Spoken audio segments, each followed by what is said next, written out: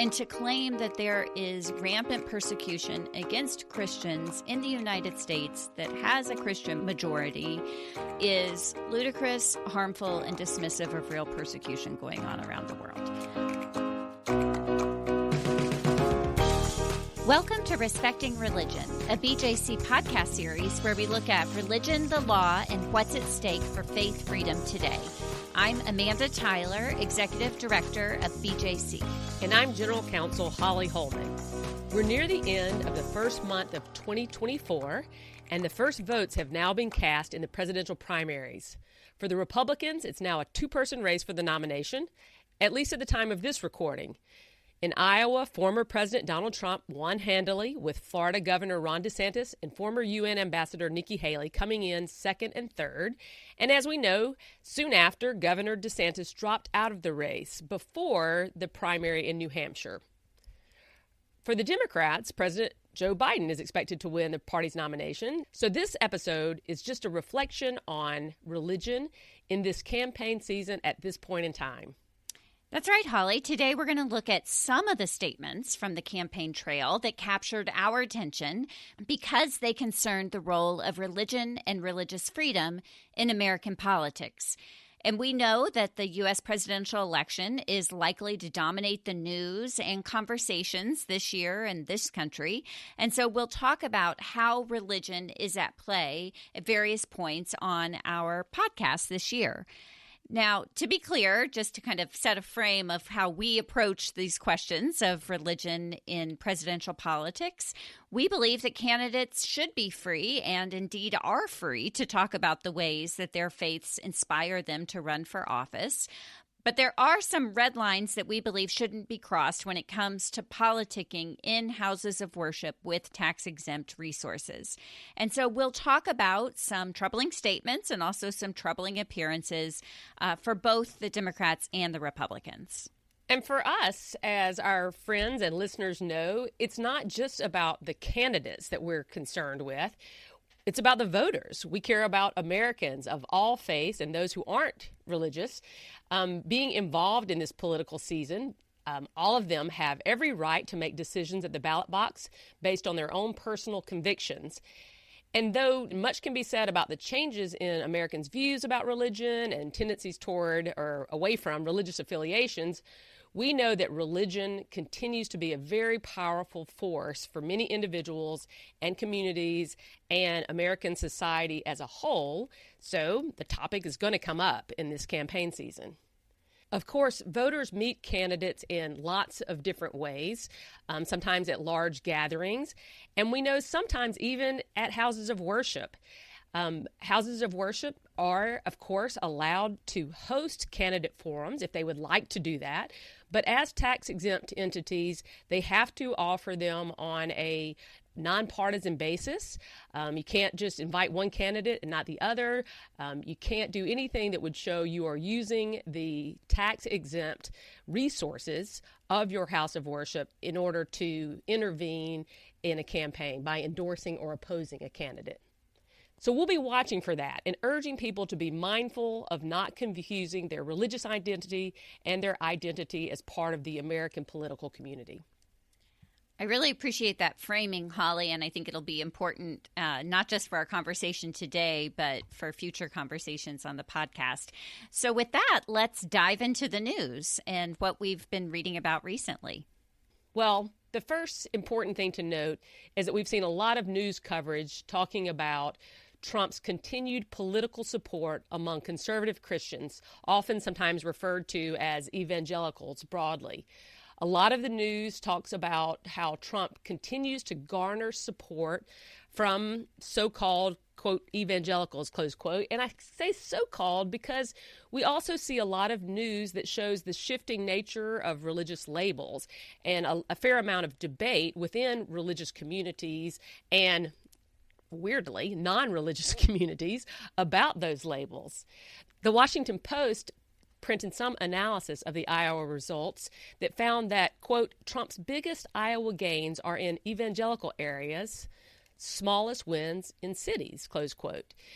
The article says that in 2016, Trump fared poorly in the most evangelical areas, with his share of the vote declining as the share of evangelicals grew.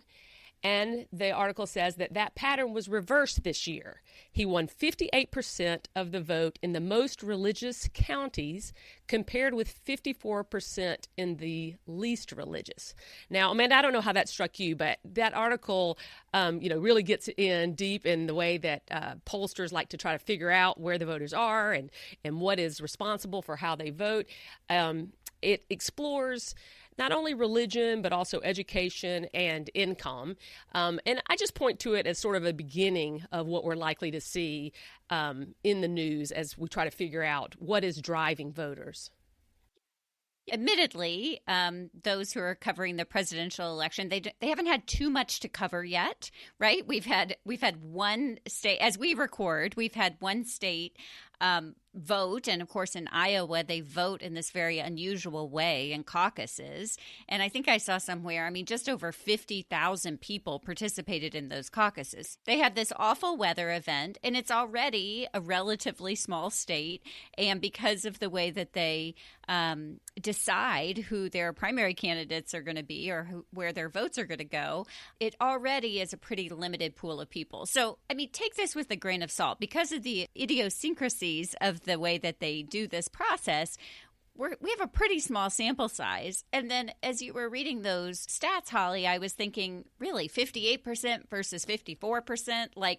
Is that really a huge difference here? I think the big takeaway is overwhelmingly Republican voters are voting for Trump. That's what the polls showed before they voted. That's what it showed after the caucus ended. And so I do think that they're kind of grasping here to have some ways to understand this demographic.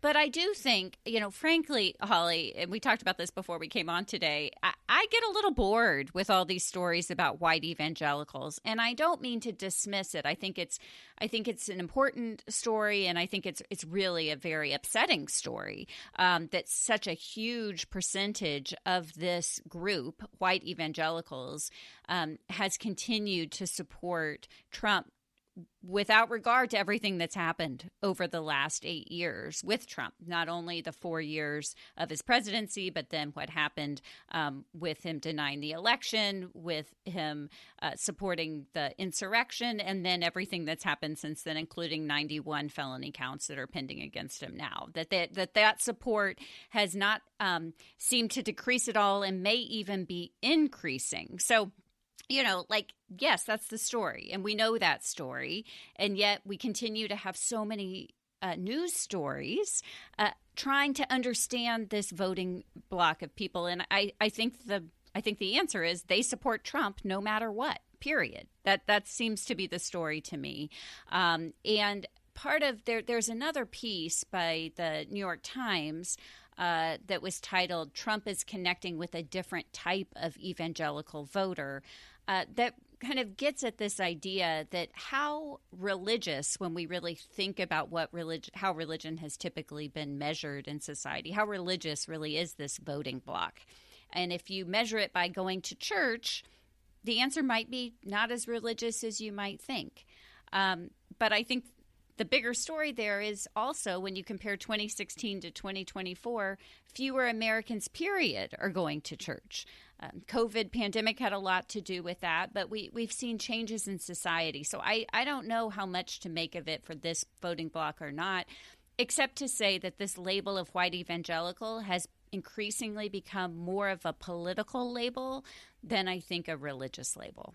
That's a good note, Amanda. While I certainly appreciate those who are doing the hard work of sampling and polling and trying to figure out what is determinative, we have to be aware that sometimes that information is presented in a way that glosses over real differences. And if there's too much information on that, we might miss opportunities as a country in understanding the religious landscape and who we are, both religiously, but also politically, and how there is a lot of opportunity for crossing over and finding common ground and not focusing too much on specific religious labels.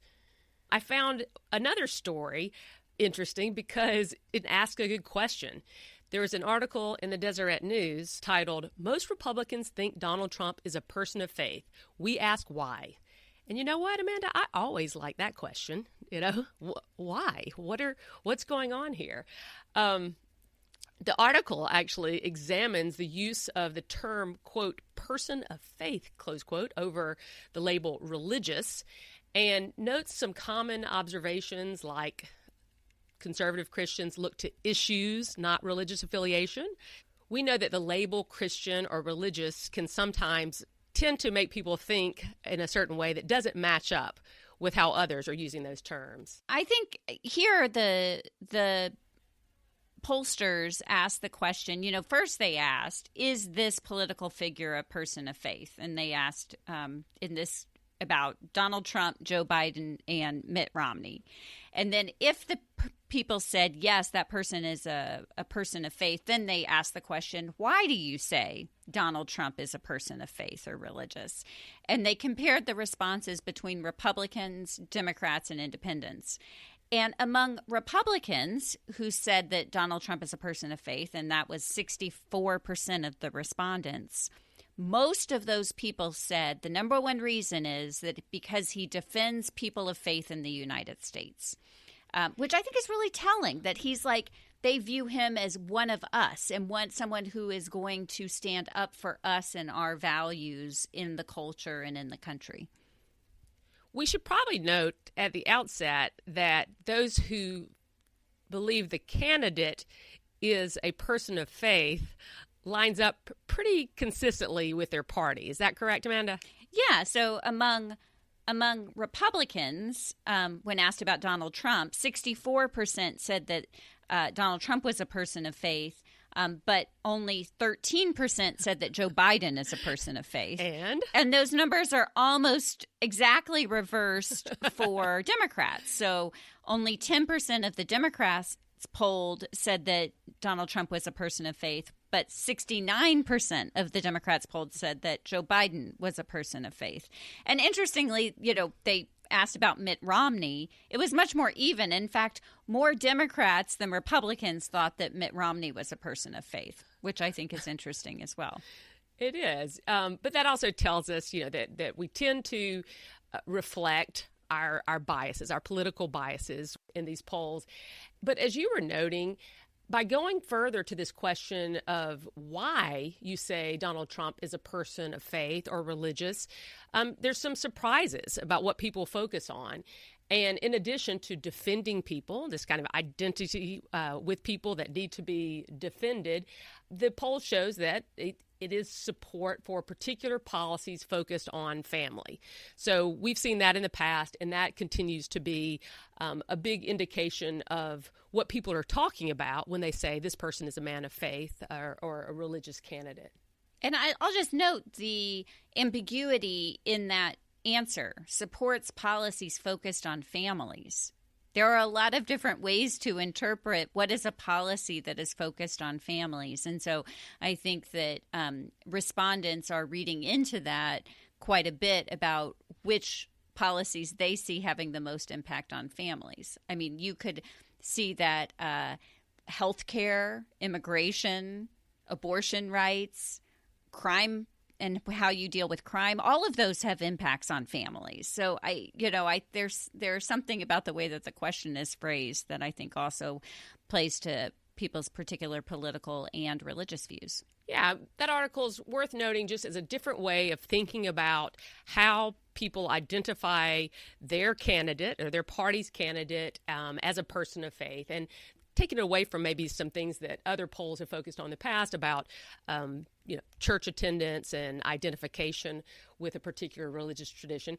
Speaking of which, that was one thing I did learn from that article, was that Donald Trump had changed his religious affiliation from Presbyterian to non-denominational Christian. So somewhere along the way that happened.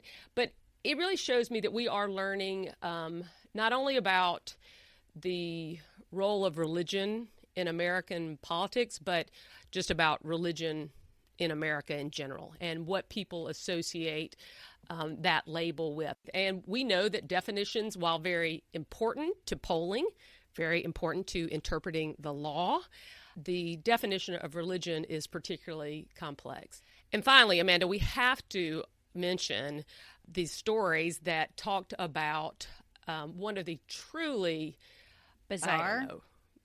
As our colleague who wrote an article about it called it bizarre. I was going to say remarkable, and that word remarkable can mean a lot of things. Story, which is that there was a video dropped in some social media outlets called God Made Trump. Yeah, and we'll link to the video in our show notes so that you can also watch it. We'll also play just a section of the audio so you can get a flavor, at least for the voiceover here, that mimics Paul Harvey, a famous radio voice, but very much mimics it here in this video. We'll play just so you can get a taste for this video here. God said, I need somebody willing to get up before dawn, fix this country, work all day, fight the Marxists, eat supper, then go to the Oval Office and stay past midnight at a meeting of the heads of state. So God made Trump. I need somebody with arms, strong enough to rustle the deep state, and yet gentle enough to deliver his own grandchild. Somebody to ruffle the feathers, tame cantankerous World Economic Forum, come home hungry, have to wait until the First Lady is done with lunch with friends, then tell the ladies to be sure and come back real soon, and mean it. So God gave us Trump. Well, it's not normally like us just to play something that is ridiculous, just to share it. I mean, there's enough ridiculous things out there floating around and being spread without our help. But this is worth it. It's kind of worth the laugh and the exploration, since we are on the topic of religion in the campaign, to think that this is a serious video, and we know that this kind of thinking is serious among some voters, but the idea that this is a serious portrayal of a way to think about our political leaders, is partly laughable, partly disturbing. Our colleague Guthrie Graves Fitzsimmons wrote an article really getting to that message in God Made Trump, the video, to affirm that, of course, God made Trump. At least as far as Christian theology is concerned, God made Trump, and what's missing from the video is some key theological context, because God made everyone. So we'll link to that article. When I first saw the video, it instantly recalled for me an ad actually from the DeSantis campaign from his last gubernatorial race in 2022 that was released just before Election Day, that his wife, Casey, actually put it up on her then Twitter account with the video called God Made a Fighter. I will say that this God Made Trump is the production quality of God Made Trump is far inferior to God Made a Fighter, for one. And also the content is just so over the top that, as Guthrie noted in his piece, it looks like satire. But I really believe that it is actually meant to be serious, but just so over the top and exalting all of the incredible qualities of Donald Trump. And so it led me to say, subtlety is dead in this video, that it really hits you over the head with why Donald Trump is a gift from God to the American people in the eyes of the filmmakers, in quotes. Now, yeah. I will say I agree with all of the great points that Guthrie made about how this ad contradicts a core of Christian theology, that the Imago Dei, that we are called to see the image of God in every person, not just in Trump. But I'm also really concerned, seriously, about how all of this ties into the false prophecies that are abounding about Trump being God's anointed leader. We saw that in the lead up to the 2020 campaign. We've seen that over and over, including at the Reawaken America tour stop events that we talked about previously on the podcast. And the danger of that is that if people are told over and over again that God has picked Trump as the leader, and then Trump doesn't win, as he didn't win in 2020, and as he may not win in 2024, we don't know yet, then then those people then call into question the legitimacy of the election. They feed on conspiracy theories, and they go into election denialism, which is a serious threat to our democracy. I agree, Amanda, and I appreciate you pointing out the seriousness of it, both in that theology and that we embrace, that we are all called to see God in every person. And I will applaud the filmmakers for showing a cute little baby picture of Donald Trump, because it's easier to see God's image when we look at children, when we think about all the children of the world. At the same time of this very serious points that you make, I have to note the silliness of that language in the end about how someone needs to go out and do this work and come home hungry and have to wait until the First Lady is done lunching with friends. As we note, each individual is God's creation. We are also seeing a harmful stereotype and silliness about the role of women in society, all wrapped up in this being part of God's plan. Yeah. Thanks, Holly, for pointing out one of the most ridiculous moments in this completely over-the-top video, and also what that impact that means on the equality of all, regardless of gender in our society. I'll note on this point of God's ordination of candidates, another note that House Speaker Mike Johnson at the leadership's weekly press conference on January 16th was asked whether he believes Biden's presidency was, quote, God's will. And Johnson in that admitted that it must have been God's will.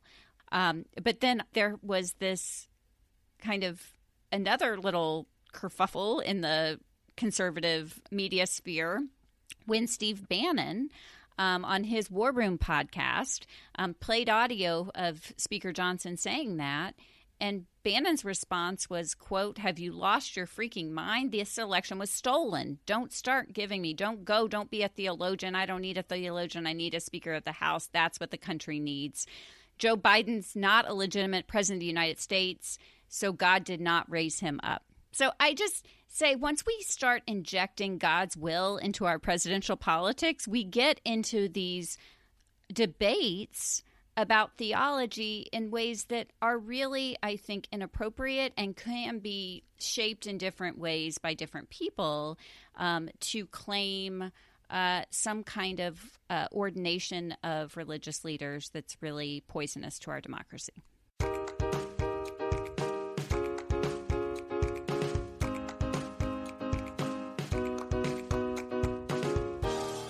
Well, we should talk about what this all means for a Trump presidency.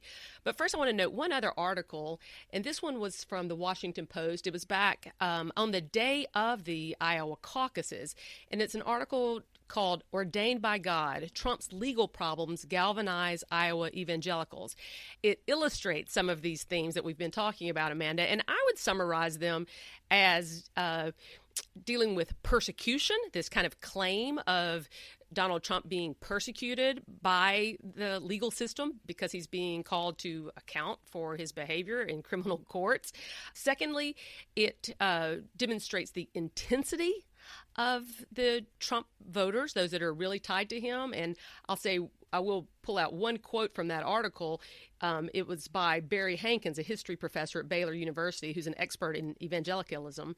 And he says the support has gone from begrudging to enthusiastic. Many evangelicals now see Trump as their champion and defender, perhaps even savior. Hankins goes on to say, quote, unwittingly, in my view, many evangelicals are welcoming authoritarianism and courting blasphemy. I think that's worth noting. So in addition to this persecution and the intensity is also just this strong emphasis on affiliation. And that we see whether the candidate is Donald Trump or some other candidate. And that there is a quote by a supporter of Nikki Haley that says, Nikki is a sister in Christ. And that is said kind of based on, according to this article, particular positions that she takes. So we know those themes, and we'll continue to see those themes. But Amanda, what we're concerned about is that not only are these reactions speaking about who Trump is to the potential voters, but also about what Trump will do when he's elected. That's right. There are real policy implications that come out of this rhetoric, right? Because this rhetoric, he's going to back it up with campaign promises that then he, when elected, will try to fulfill. And we know this from history. He made campaign promises in 2016 that then he immediately acted on when he took office in 2017. I'm thinking about the Muslim travel ban. I'm thinking about his promise to try to do away with the so-called Johnson Amendment, and his efforts in the Justice Department to put out new guidance around how to protect religious freedom. And so what's he promising this time around? Well, he recently pledged, quote, "As soon as I get back in the Oval Office, I'll also immediately end the war on Christians. I don't know if you feel it. You have a war. There's a war." So, okay, before we get to policy, let's look at rhetoric here. I mean, one, we have this incredibly violent language of warfare. Two, it's totally misleading. There is no war on Christians, right, in the United States. While there are wars raging around the world. There are wars raging around the world that are often rooted in religious bias and discrimination against all kinds of groups, including Christians. And to claim that there is rampant persecution against Christians in the United States that has a Christian majority is ludicrous, harmful, and dismissive of real persecution going on around the world. And so what does this promise mean? Well, he went on to say that he will create a new federal task force on fighting anti-Christian bias to be led by a fully reformed Department of Justice that's fair and equitable. Its mission will be to investigate all forms of illegal discrimination, harassment, and persecution against Christians in America. So listeners are probably familiar, as we are, with Trump's crusade to reform the Department of Justice in ways that I believe will be targeted at getting revenge on his political enemies should he retake office. But they might have missed that part of that reform of the DOJ will be to have this special task force focused on anti-Christian bias. And so this, just seems not only like a terrible misuse of government resources, but also will probably or could result in using a secular government to enforce a particular religious or theological view or to promote Christians over other Americans, which, again, is an un-American idea and strikes at the heart of how religious freedom is protected in this country by keeping the government out of religious affairs. Well, we'll certainly have plenty to talk about, Amanda, if this comes to fruition, as we have in the past. It's particularly difficult to explain and understand what a war on Christianity is in a country that is committed to religious freedom for all. And of course, we have our struggles, we have our tough cases, we have a lot to work on in that area. But it is particularly difficult to understand how there is some war on Christians in this country. We'll continue to see references to that 2020 campaign statement of Eric Trump, where he said Trump literally saved Christianity from a full-out war on faith, which is quite a claim. And I imagine we will see more of the same as he continues to try to put himself in a position of saying that he is looking out for those who are besieged, those who also feel persecuted. Yeah, and I mean, say what you will about Trump, he does have quite a bit of political skill, and so I think these statements that come from him and from his family members are feeding directly into some of those numbers we cited earlier, that people see Trump as a person of faith because he stands up for people of faith. read particularly, he stands up for Christians, right? And so these statements are all, I think, very much geared at speaking to and creating that perception that has, led to his political success from him. But his statements and his policy choices are not just about elevating Christians and Christianity in certain ways, but also denigrating other faith groups. And so one of his other campaign promises is that he has vowed to expand the Muslim ban and to bar refugees from Gaza if he wins the presidency. And both of these examples are ways of continuing to target and single out a particular religion or religious group for disfavor from the government in ways that really violate our core principles of religious freedom for all and are deeply concerning for real-world circumstances for the people who are impacted, both for the families and the people who would not be able to immigrate to the United States or to have refugee status, but also for the millions of Americans who are members of these faith groups and who suffer from the discrimination that accompanies policies like these. Well, we are certainly concerned that these kinds of policies will not only do great harm to people, but will further exacerbate our polarization and will take away from the really pressing need that we have in this country to defeat Christian nationalism and to reclaim and maintain our commitment to religious liberty for all.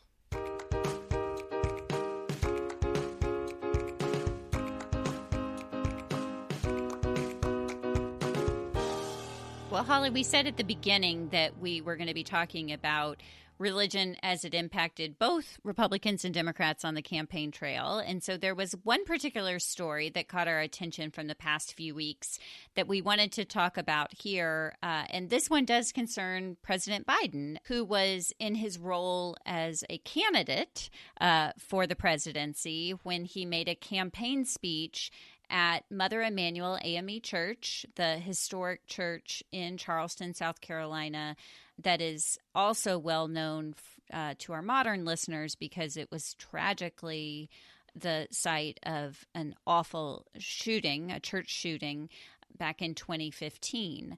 But on January 8th, President Biden went to Mother Emanuel and made a pretty high-stakes address, and it got attention for a couple of reasons. One, his speech was interrupted at one point by some protesters who were pro-Palestinian, pro-Gaza in the audience, who were criticizing the president's policies when it comes to the war in Gaza and the president's support for Israel, and they were shown out of the speech.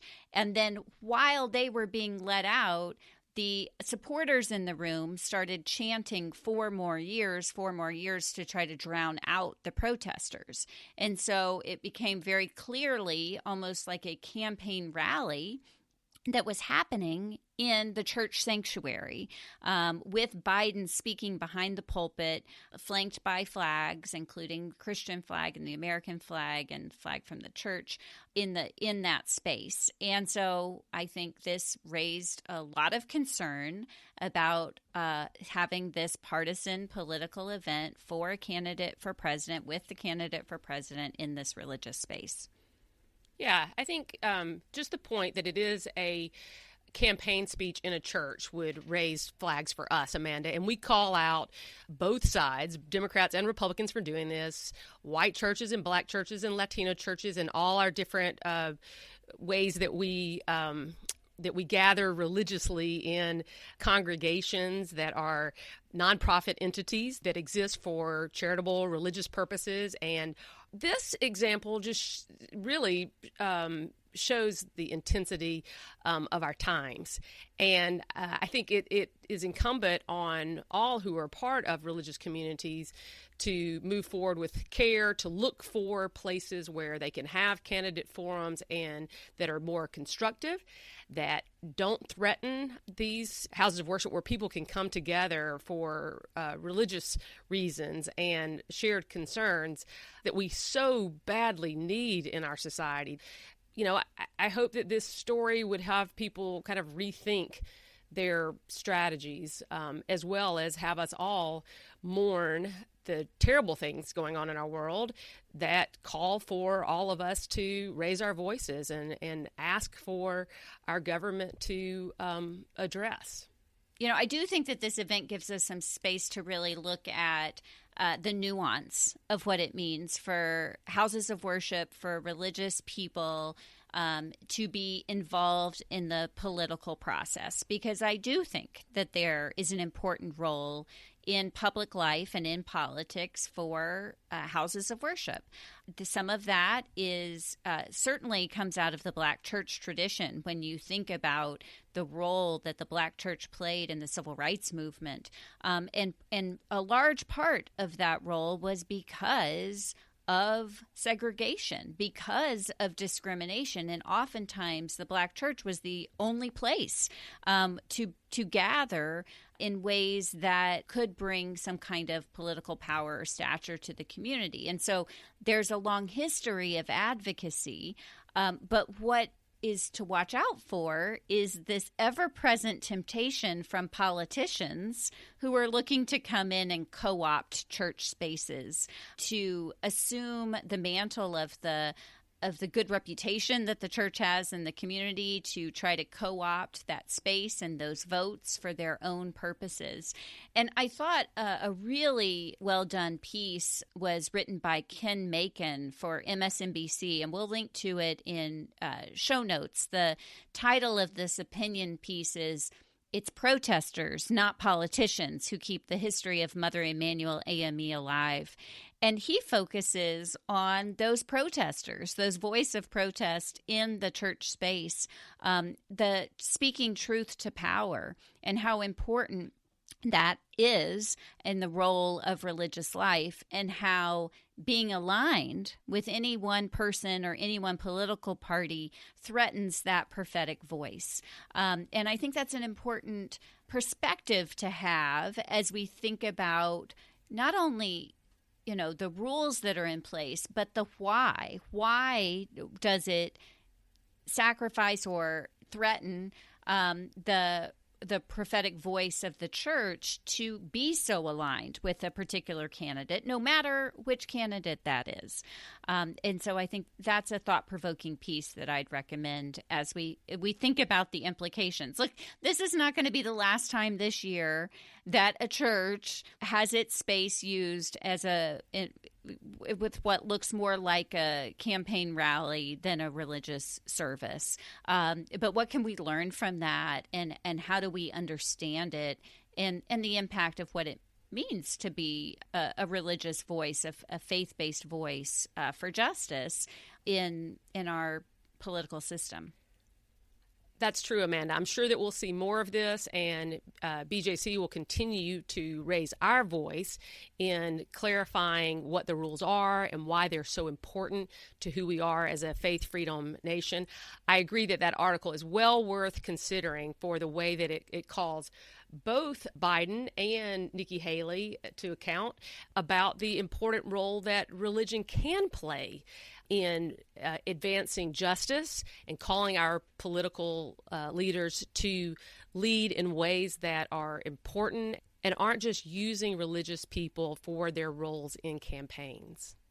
So as this important election year gets underway, we encourage everyone to get involved in the democratic process wherever you live. And we also encourage you, if you're part of a church or other house of worship or other nonprofit, to look into ways that you can responsibly be involved in elections without verging into partisan politics. And you can find a one-pager explanation of how to be advocates, not partisans, in our show notes.